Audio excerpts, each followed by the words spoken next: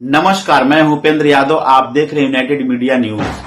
देश में प्रतियोगी परीक्षाओं को लेकर एक ऐसा संकट गहराता जा रहा है जिसने करोड़ों युवाओं के भविष्य, मेहनत और उम्मीद पर बड़ा सवाल खड़ा कर दिया है। कभी पेपर लीक हो रहा है तो कभी परीक्षा केंद्र पर अव्यवस्था फैल रही है, कभी पोर्टल तकनीकी खराबियों से ठप हो रहा है और अब हालात ऐसे हैं कि मेडिकल प्रवेश परीक्षा नीट यूजी के प्रश्न पत्रों की सुरक्षा के लिए भारतीय वायुसेना की मदद लेने तक पर विचार किया जा रहा है।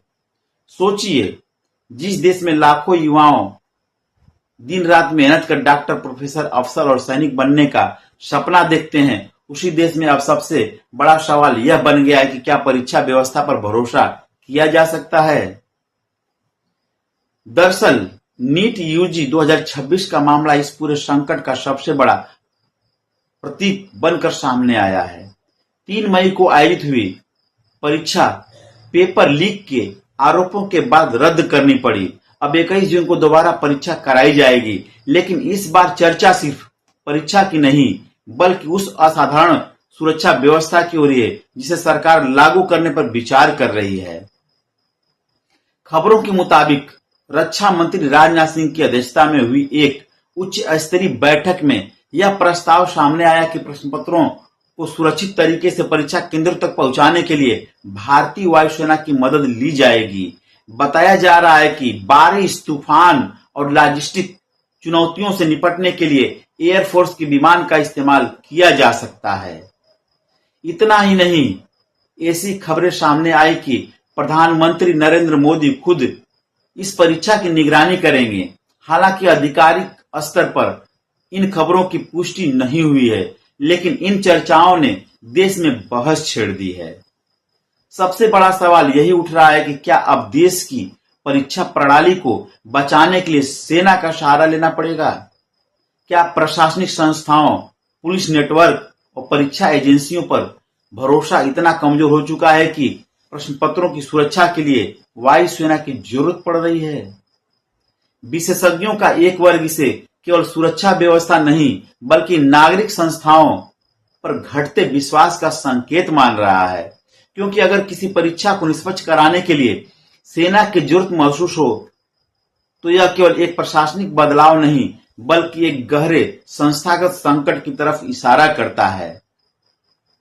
लेकिन नीट अकेला मामला नहीं है। देश में परीक्षा गड़बड़ियों का सिलसिला लगातार बढ़ता रहा है।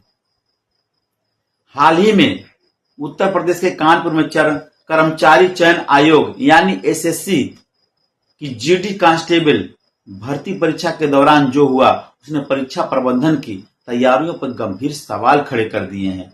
एक परीक्षा केंद्र की क्षमता जहां 399 अभ्यर्थियों की थी, वहीं प्रत्येक पाली में 800 से ज्यादा उम्मीदवारों के प्रवेश पत्र जारी कर दिए गए। नतीजा क्या हुआ? परीक्षा शुरू होने से पहले ही अफरा तफरी मच गई। भीड़, अव्यवस्था और नाराजगी के बीच दोनों पालियों की परीक्षा रद्द करनी पड़ी। दूर दराज से पहुंचे हजारों अभ्यर्थियों को बिना परीक्षा दिए वापस लौटना पड़ा। कई छात्रों ने कहा कि उन्होंने यात्रा में हजारों रुपए खर्च किए, रात भर सफर किया, लेकिन उन्हें सिर्फ निराशा मिली। यह सिर्फ परीक्षा रद्द होने की घटना नहीं थी बल्कि यह उस लापरवाही का उदाहरण था जो युवाओं की मेहनत और समय को हल्के में ले रही है। इसी बीच यूजीसी नेट परीक्षा को लेकर भी छात्रों की परेशानियां सामने आई। जून 2026 में होने वाली परीक्षा के आवेदन के दौरान तकनीकी खामियों में हजारों छात्रों को मुश्किल में डाल दिया। कई अभ्यर्थियों का आरोप है कि डिजी लॉकर सत्यापन और पोर्टल की खराबी के कारण वे समय पर आवेदन जमा नहीं कर पाए। छात्रों का कहना है कि उनका भविष्य केवल तकनीकी खामियों की वजह से अधर में लटक गया। कई छात्रों ने मांग किया है कि आवेदन पोर्टल दोबारा खोला जाए ताकि किसी का साल बर्बाद न हो। अगर इन घटनाओं को अलग अलग देखें तो सिर्फ प्रशासनिक गड़बड़ियां लग सकती हैं, लेकिन जब इन्हें जोड़कर देखा जाए तो एक बेहद चिंताजनक तस्वीर सामने आती है। यह तस्वीर उस परीक्षा व्यवस्था की है जिस पर हर साल करोड़ों छात्र अपने सपनों का भविष्य टिका देते हैं।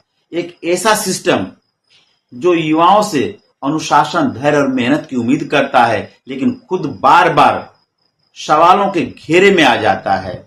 किसी परीक्षा का पेपर लीक होना केवल प्रश्न पत्र का बाहर आना नहीं होता, यह उन लाखों छात्रों के भरोसे का टूटना होता है जिन्होंने महीनों नहीं बल्कि कई वर्षों तक तैयारी की होती है। यह उन परिवारों की उम्मीद पर चोट होती है जिन्होंने अपनी बचत, समय और भावनाएं बच्चों की पढ़ाई में लगा दी होती है। इसी तरह परीक्षा केंद्रों पर अव्यवस्था और तकनीकी खामियां केवल सिस्टम एरर नहीं होती, ये युवाओं में असुरक्षा, निराशा और गुस्से की भावना पैदा करती है। धीरे धीरे यही भावना अव्यवस्था के प्रति अविश्वास में बदल जाती है। सरकार लगातार दावा कर रही है कि परीक्षा सुरक्षा को मजबूत किया जा रहा है। केंद्रीय एजेंसियों, राज्य पुलिस और विभिन्न मंत्रालयों के बीच समन्वय बढ़ाने की बात कही जा रही है, लेकिन हालिया घटनाएं यह बताती हैं कि चुनौती केवल पेपर लीक तक सीमित नहीं है। असल समस्या यह है कि परीक्षा प्रणाली का हर चरण, आवेदन प्रक्रिया, एडमिट कार्ड जारी होना, परीक्षा केंद्रों का प्रबंधन, प्रश्न पत्रों की सुरक्षा, रिजल्ट की पारदर्शिता और भर्ती प्रक्रिया की समयबद्धता, सब कुछ भरोसेमंद होना चाहिए। भारत में प्रतियोगी परीक्षाएं केवल नौकरी या प्रवेश पाने का माध्यम नहीं होती हैं, वे सामाजिक बदलाव और बेहतर जीवन की उम्मीद का सबसे बड़ा रास्ता है। एक छोटे से गांव का छात्र, एक मध्यवर्गीय परिवार की बेटी, एक किसान का बेटा, सभी अपनी मेहनत के दम पर आगे बढ़ने का सपना देखते हैं, लेकिन जब बार बार पेपर लीक होते हैं, जब परीक्षा केंद्रों पर अफरा तफरी होती है, जब पोर्टल तकनीकी खराबियों से बंद हो जाते हैं, तो सबसे बड़ा नुकसान केवल परीक्षा का नहीं होता, बल्कि युवाओं के विश्वास का होता है। और यही इस पूरे संकट का सबसे गंभीर पहलू है।